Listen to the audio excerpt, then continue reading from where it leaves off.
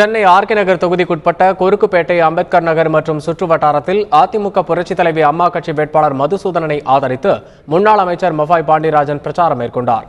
அப்போது ஆர்கே நகர் தொகுதியில் 57,000 வீடுகள் கட்டித்தருவேன் என்று வாக்குறுதி அளித்துள்ளது மக்களை ஏமாற்றும் செயல் என்று மஃபாய் பாண்டியராஜன் தெரிவித்தார். ஆர்கே நகர் தொகுதியில் இருக்கிற மொத்த வாக்காளர்களே 57,000, மொத்த குடும்பங்களே 57,800 பேர் தான். ஆனால் அவங்க 57,000 வீடு தருவேன்னு சொல்லியிருக்கிறது மக்களை ஏமாற்றும் செயல். எல்லா மக்களுக்கும் தெரியும், இங்கே இருக்கிற 57,800 குடும்பங்களில் குறைந்தது 10,000 பேராவது சொந்த வீடு வச்சிருக்கிறாங்க. நான் எல்லாருக்கும் வீடு தருவேன்னு சொல்றது இந்த அடிமட்ட ஏழை மக்களை முட்டாளாக்கும் செயல்.